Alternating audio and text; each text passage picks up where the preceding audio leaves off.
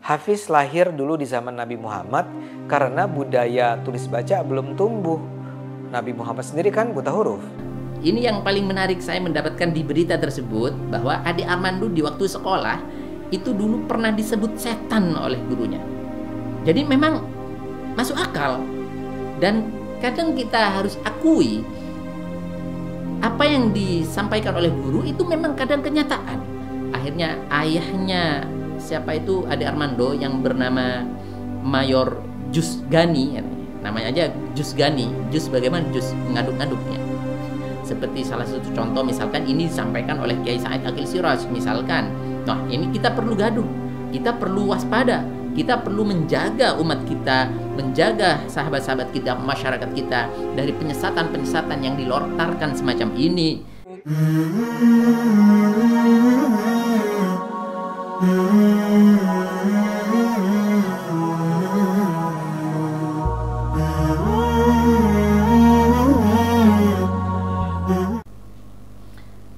Assalamualaikum warahmatullahi wabarakatuh, sahabat channel Benteng Akidah dimanapun Anda berada. Alhamdulillah pada kesempatan ini kita mempunyai banyak waktu lagi. Kita bisa bersua kembali dalam rangka peduli terhadap apapun yang mengancam dan mengusik terhadap akidah dan akhlak kita. Baik sahabat channel Benteng Akidah, pada kesempatan ini saya sebenarnya tidak terlalu niat ya untuk menyampaikan ini semuanya. Ceritanya begini, saya beberapa waktu yang lalu, kalau tidak salah 2 hari yang lalu, saya mendapatkan video kiriman dari salah seorang tokoh nasional. Beliau seorang kiai dan beliau kebetulan sebagai seorang sekjen organisasi yang menaungi ratusan ormas Islam di Indonesia. Beliau meminta supaya di counter atau dikomentari video semacam ini. Tapi baiklah, kita akan komentari meskipun sebenarnya awalnya saya tidak begitu semangat tentang ini dan tidak terlalu bergairah ya untuk menyampaikan ini semuanya. Kenapa? Karena satu, Ade Armando ini, oh baik, Anda belum lihat videonya. Baik, ini videonya kita putar. Terus terang ya, buat saya sangat mengherankan kalau ada perguruan tinggi negeri yang buka jalur penerimaan khusus atau memberikan beasiswa khusus bagi siswa penghafal Al-Quran atau hafiz Al-Quran. Ingat ya, yang saya sebut tuh perguruan tinggi negeri. Artinya perguruan tinggi yang dibiayai rakyat. Tidak semua perguruan tinggi negeri juga sih membiayai atau memberi beasiswa semacam itu. Tapi yang saya tahu, IPB Bogor, Undip Semarang, UNS Solo, Universitas Jambi, itu menyediakan beasiswa bagi para hafiz Al-Quran. Perguruan tinggi negeri itu kan seharusnya hanya menerima kalangan yang memiliki tingkat kepintaran tertinggi di negara ini. Kalau ada jalur khusus buat siswa baru, ya jalur khusus buat mereka yang tidak mampu lah. Atau yang datang dari daerah luar kota-kota besar di Jawa. Tujuannya pemerataan dan keadilan. Kalau itu masuk akal. Tapi buat apa ada jalur khusus buat penghafal Al-Quran? Keberatan saya ada beberapa. Satu, kebijakan ini jadinya diskriminatif. Yang bisa mengakses beasiswa semacam itu kan cuma mahasiswa muslim. Nggak adil dong. Kedua, gunanya juga apa ya? Begini, mereka yang hafal Al-Quran belum tentu pintar secara akademis. Mereka yang hafal Al-Quran belum tentu paham isinya. Mereka yang hafal Al-Quran juga belum tentu keren akhlaknya. Menghafal itu kan kegiatan mekanis saja. Orang bisa bilang di banyak negara lain seperti di Amerika Serikat kan juga ada beasiswa khusus bagi misalnya atlet olahraga. Kan itu juga tidak terkait dengan kualitas akademik si mahasiswa. Tapi saya rasa kasusnya lain. Universitas di Amerika misalnya merekrut atlet sepak bola agar si anak itu bisa bermain dalam tim sepak bola mereka. Dan tim sepak bola mereka itu akan bersaing dalam kompetisi nasional. Jadi kalau timnya kuat, nama universitas akan ikut terdongkrak. Dan akan mendorong lebih banyak mahasiswa mendaftar ke sana. Kalau pendaftar bertambah, uang mengalir. Jadi ini sih soal bisnis. Ini sebenarnya lebih ke soal promosi universitas. Ini kan beda dengan Indonesia. Di Indonesia perguruan tinggi negeri tidak perlu capek-capek berusaha merekrut mahasiswa. Yang terjadi sebaliknya, para lulusan SMA mengantri agar bisa diterima masuk ke perguruan tinggi negeri. Jadi, maksud saya nggak logis lah kalau perguruan tinggi negeri mengistimewakan para penghafal Al-Quran. Apalagi di era sekarang ini, kebutuhan akan hafiz ini sebetulnya sudah tidak terlalu besar. Hafiz lahir dulu di zaman Nabi Muhammad karena budaya tulis baca belum tumbuh. Nabi Muhammad sendiri kan buta huruf. Jadi, perlu ada orang-orang yang hafal luar kepala isi Al-Quran yang diturunkan kepada Nabi Muhammad. Dengan adanya si penghafal ini, isi Al-Quran bisa diteruskan dari satu wilayah ke wilayah yang lain atau dari satu generasi ke generasi berikutnya. Dengan adanya hafiz yang waktu itu jadi sumber referensi, orang tidak bisa dengan seenaknya mengubah isi Quran. Atau Taruhlah ada orang yang ragu dengan redaksi sebuah surat, dia bisa bertanya kepada para hafiz itu. Tapi sekarang udah beda, apalagi di era digital. Al-Quran sudah tidak perlu dihafal. Al-Quran bisa disimpan di smartphone atau disimpan di Google Drive. Kalau kita tidak yakin, buka saja folder itu. Jadi, maaf ya, kita sebetulnya tidak terlalu lagi memerlukan banyak hafiz. Karena itu kalau universitas mau buka jalur khusus atau beasiswa khusus, saya rasa sih mending berikan kepada mereka yang memang punya indikator kualitas akademik tinggi, yang jadi bintang kelas di sekolahnya, yang punya karya tulis, yang pernah memenangkan lomba karya ilmiah remaja, semacam itulah. Saya bukannya anti penghafal Al-Quran, saya justru senang dan kagum dengan orang yang hafal Al-Quran. Tapi rasanya tidak perlulah ada jalur khusus atau beasiswa khusus ke perguruan tinggi negeri bagi penghafal Al-Quran. Baik, kita lanjutkan. Kenapa saya tidak tertarik dengan video tersebut dan mengomentari Ade Armando? Karena saya melihat satu, Ade Armando itu siapa? Secara kapasitas keislaman, kalau memang dia betul-betul orang Islam, saya tidak terlalu tertarik karena dia tidak memenuhi kriteria-kriteria sebagai orang yang ahli di dalam menyampaikan soal keagamaan. Nah, ini persoalan akidah, ini persoalan keagamaan. Bagaimana kita mempunyai kepedulian terhadap Allah kita, kepedulian terhadap Rasul kita, kepedulian terhadap kitab kita yaitu Al-Quran kita, kepedulian terhadap malaikat dan semuanya yang berkaitan dengan akidah dan akhlak dan umat Islam dan hasanah keislaman dan juga keilmuan yang kita miliki bersama. Baik, tapi untuk menjawab semua itu saya akan menyampaikan, akhirnya saya terpaksa mencari siapa sebenarnya Ade Armando. Dan Masya Allah, saya akhirnya sekali lagi menemukan satu penemuan yang memang dari turun-temurun. Orang yang biasa membuat gaduh di dalam satu agama itu biasanya mempunyai satu pesan atau satu proyek yang besar di belakangnya, di mana ini semuanya pada intinya, pada poinnya adalah pendapatan duniawi saja. Makanya baginda Rasulullah SAW pernah menyampaikan kepada Mu'adz bin Jabal bahwa orang yang paling buruk adalah orang yang mempunyai misi untuk mendapatkan keuntungan dunia dengan menjual agamanya. Kata Nabi SAW, ya Mu'adz bin Jabal, kepada Mu'adz bin Jabal, ala unabbi'uka bi syarrin min hadha, kata Nabi, man akala dunya bidin.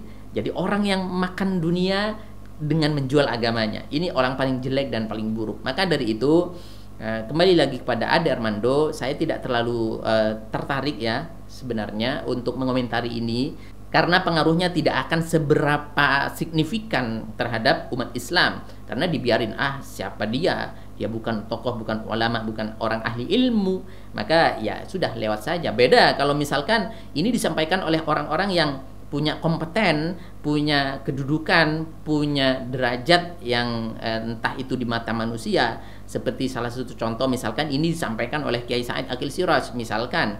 Nah, ini kita perlu gaduh, kita perlu waspada, kita perlu menjaga umat kita, menjaga sahabat-sahabat kita, masyarakat kita dari penyesatan-penyesatan yang dilontarkan semacam ini. Ya, baik. Ternyata akhirnya saya harus mencari siapa itu Ade Armando. Masya Allah, subhanallah. Ternyata ini sekelumit ceritanya Ade Armando. Saya mendapatkan berita ini dari link ini. Ade Armando ternyata dia adalah seorang yang tidak jelas keluarganya. Artinya maksudnya tidak jelas ya, banyak orang tidak tahu. Ayahnya memang dulu adalah orang yang mendekat dengan pemerintah. Jadi dulu dia, kalau tidak salah di dalam berita ini atau informasi ini, dia adalah intelijen di masanya Bapak Soekarno. Nah, ketika Bapak Soekarno tumbang, nah akhirnya ayahnya siapa itu Ade Armando yang bernama Mayor Jus Gani, namanya aja Jus Gani. Jus bagaimana jus? Ngaduk-ngaduk ya. Ya mungkin. Dia akhirnya terkatung-katung ekonominya, dia akhirnya ambruk ekonominya, sehingga dia kesana kemari tidak mendapatkan ketenangan hidup. Dia akhirnya mencari penghidupan ke Malaysia, dia berdagang di sana, akhirnya hancur juga di Malaysia. Nah, ini yang paling menarik saya mendapatkan di berita tersebut, bahwa Ade Armando di waktu sekolah itu dulu pernah disebut setan oleh gurunya. Jadi memang masuk akal, dan kadang kita harus akui apa yang disampaikan oleh guru itu memang kadang kenyataan. Karena guru itu adalah seorang yang punya syafaqah tinggi, yang mempunyai basirah, ya. Artinya dalam kelasnya guru melihat masa depannya anak-anak seperti apa. Jadi gurunya Armando melihatnya, menyebut Ade Armando sebagai setan. Masya Allah. Ternyata tidak perlu lama membuktikan ucapan sang guru tersebut. Dan sepintas lagi, si keluarganya Ade Armando ini, dia itu adalah orang yang pro terhadap Amerika. Jadi bagaimana kalau misalkan kita ada di Indonesia pro terhadap negara lain, ya bahasa kasarnya mungkin kita katakan adalah seorang pengkhianat. Mungkin seperti itu, ya. Kita tidak tahu jelas dan tidak tahu pasti. Kembali kepada pembahasan tadi, Ade Armando mengatakan bahwa tidak perlu mengadakan beasiswa, menyelenggarakan beasiswa untuk orang tahfidz, ya, anak-anak Islam yang tahfidz Al-Quran, yang hafal Al-Quran, universitas apa saja misalkan, tidak perlu katanya, karena di sekarang bisa lewat Android. Masya Allah, luar biasa pemikirannya, pemikiran konyolnya maksudnya. Jadi sekarang begini, saya sampaikan kepada Ade Armando, kalau misalkan Anda cemburu terhadap agama kami yang Islam ini, maka silahkan Anda bikin juga beasiswa yang menggratiskan kepada penghafal atau tahfidz Injil. Begitu, ini akan impas. Ini akan sama-sama 50-50, adil. Jadi silakan Anda buat program seperti itu, tahfidz Injil.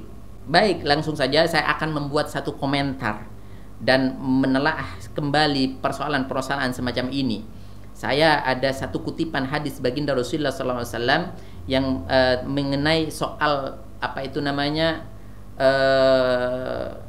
Ruwaibidah, ya, Ruwaibidah. Ar-rajulu tafi yatakallamu fi amril ammah. Itu adalah satu pernyataan baginda Rasulullah SAW. Di akhir zaman akan datang orang-orang semacam-macam Abu Janda, Ade Armando, Victor Laskodat, mungkin siapapun.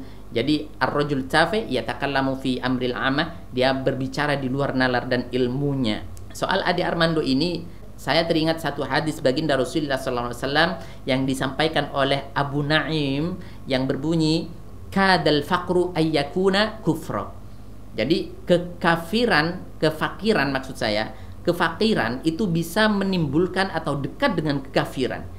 Jadi bagaimana seseorang harus menjaga stabilitas hidupnya, kualitas hidupnya, supaya tidak terancam dengan kekafiran semacam ini. Betul, hadis ini disampaikan oleh Al-Hafidh bahwa hadis ini adalah hadis yang dhaifah. Kenapa? Karena beberapa unsur turuknya yang tidak terpenuhi. Akan tetapi hadis dhaif itu tidak masalah disampaikan dalam soal hikmah, karena ini bukan persoalan menggali hukum atau apapun atau istimbat atau apapun. Jadi kita sampaikan di sini bahwa kadal faqru ayyakuna kufra. Orang yang fakir itu bisa mendekati pada kekafiran. Akan tapi saya punya satu dasar yang mendukung terhadap hadis tersebut. Bagaimana baginda Rasulullah SAW menggandengkan sebuah kefakiran dengan kekafiran. Hadis ini disampaikan dan diriwayatkan oleh Abu Daud dan Imam Ahmad yang berbunyi, Allahumma inni a'udzubika minal kufri wal faqr. Ya Allah, ampuni kami, jauhkan kami dari kekafiran dan kefakiran. Kurang lebihnya seperti itu. Artinya hadis tersebut telah didukung bahwa memang, dan fakta harus kita tahu hari ini jelas di mana-mana bagaimana orang menjual agamanya. Bagaimana orang-orang yang dekat dengan kekafiran karena hanya kebutuhan kehidupan yang tidak terpenuhinya dalam kehidupannya. Ini satu persoalan yang harus kita pahami betul-betul kepada sahabat semuanya yang hadir di sini yang melihat video ini, bahwa tidak heran kalau misalkan seperti Abu Janda, Victor Laskodat, kalau kemudian lagi siapa, Guntur Romli, dan siapa lagi ini misalkan Ade Armando, jangan heran, karena inilah faktanya bahwa orang yang fakir itu mendekati kepada kekafiran. Bagaimana Ade Armando dulu, bagaimana keluarganya Ade Armando dulu, ya, berantakan, ekonominya ambruk. Akhirnya dengan cara inilah dia bisa mengangkat dan mendapatkan keuntungan dunianya. Baik, yang terakhir saya akan mencoba menjelaskan bagaimana kadal faqru ayyakuna kufra. Bagaimana kefakiran bisa menyebabkan dan dekat dengan kekafiran. Begini, salah satu kitab dalam satu pembahasan disampaikan oleh salah seorang Imam Al-Aini di dalam kitab Umdatul Qari. Beliau menjelaskan bagaimana kefakiran bisa mendekati pada kekufuran. Li'annal faqra rubbama yahmilu sahibahu ala mubasharatin ma la yaliqu bi ahli din wal muru'ah. Artinya, ini bisa menimpa orang-orang yang memang tidak ahli di dalam agama. Dia tidak ahli di dalam persoalan akidah. Dia tidak tahu tentang ilmu agama. Dan juga orang ini tidak mempunyai muru'ah yang bagus. Maka orang fakir yang tidak mempunyai keahlian di dalam agama, dia tidak mempunyai keilmuan meskipun sedikit terhadap agama, dan dia tidak mempunyai sifat muru'ah. Apa itu sifat muru'ah? Jadi menjaga diri dari hal-hal yang tidak pantas dilakukan oleh seorang muslim. Kalau dalam satu kitab dijelaskan sifatun tad'u ila tamassuki bimakarimil akhlaq. Jadi berpegang teguh kepada akhlak-akhlak yang baik. Ini namanya orang yang mempunyai muru'ah. Dan luar biasanya lagi, dijelaskan lebih detail lagi dalam kitab tersebut bahwa rubbama yahmiluhu 'ala talaffudhi bi kalimatin yu'addihi ilal kufri. Jadi kefakiran orang-orang tersebut yang tidak paham terhadap agamanya, kemudian dia tidak mempunyai muru'ah yang bagus, bisa jadi apapun yang diucapkannya ini bisa menyebabkan dia kepada kekafiran. Karena sudah tidak mempunyai keahlian di dalam agama, dan karena juga tidak mempunyai muru'ah yang baik, tidak menjaga muru'ahnya, yaitu sifat yang sempurna di dalam agama. Kurang lebihnya seperti itu. Jadi kesimpulannya, sahabat semuanya, channel Benteng Akidah dimanapun Anda berada, tidak perlu kaget dengan pernyataan-pernyataan semacam ini, dan tidak perlu ditanggapi hal-hal semacam ini, karena Ade Armando itu bukan siapa-siapa.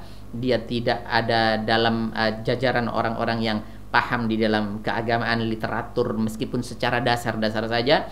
Dia tidak tahu soal agama Islam. Semoga memang betul dia orang Islam. Baik, ini saja mungkin yang bisa kita sampaikan. Semoga bermanfaat, dan semoga kita bisa menjaga anak cucu kita dari rongrongan orang-orang liberal, orang-orang yang bisa menghancurkan agama Islam kita, orang-orang yang suka menjual agama kita, orang-orang yang suka mempunyai misi untuk menggerogoti dan menjadi corong-corong orang-orang kafir untuk melumpuhkan agama Islam kita.